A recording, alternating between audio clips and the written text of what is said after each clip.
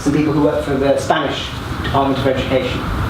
They don't have any accountability in their system.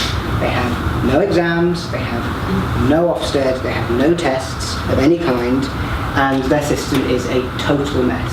And it's partly a mess because they have no idea what's going on in their system. 25% of the population of kids are leaving at 16, and they don't know why, and they're desperate. So what the government at the moment is trying to introduce a bunch of tests, and being fought quite hard, but they can't do anything without understanding what's going on in their system.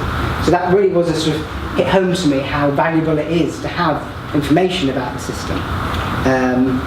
And Wales, again, is another good example of a country that tried to move away from a focus on high-stakes testing, got rid of SATs at the end of primary, stopped publishing GCSE league tables, and found that they were, on any measure that you want to look at, whether PISA or their own ESTIM reports, they were getting worse. Their schools were getting worse. So simply getting rid of these tests doesn't help.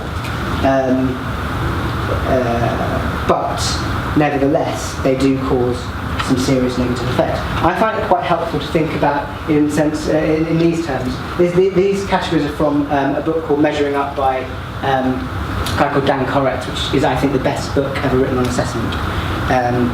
And he sort of says that there are 7 effects that having high-stakes testing has in a system.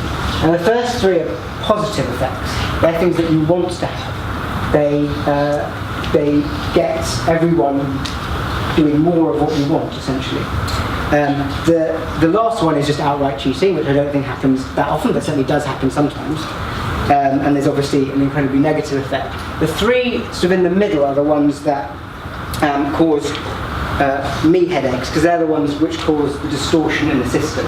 So reallocation, alignment, and coaching. So essentially what that means is realignment and reallocation and alignment basically mean taking time away from other things on your curriculum and putting them into the things that happen to be being tested. So there's no exam that perfectly covers the domain or the syllabus that you want to teach, that you want kids to get access to, and it's very easy. Exam boards have in the past made it very easy to realign what you're doing to focus very much in on the things that are actually going to be tested, rather than giving young people a wider range of information and teaching. An obvious example to me is the English literature exam, which have been very popular recently in terms of discussion.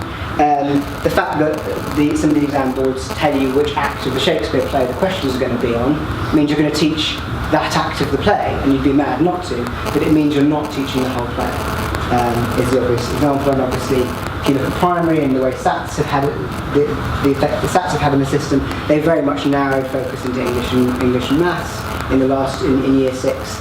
And not only onto English and maths, but also to the types of test questions that you're going to get in those exams. And coaching refers to spending time on exam technique and tips rather than teaching actually useful content. So those are the sort of ways in which high-stakes testing reduce the time for positive teaching and learning, essentially. So what do you do if you're in government about this? I don't think any government is going to get rid of high-stakes testing. They need to know what's going on in the system. They need to have some information. They need to have some way to hold schools accountable for what is, after all, a very large amount of taxpayer money. At the same time, I don't think anyone realistically in the system doesn't appreciate the problem that 4, 5 and 6 are causing in our schools. I don't think any politician doesn't realise, when they go into schools and see assessment objectives being taught, that there is an issue here.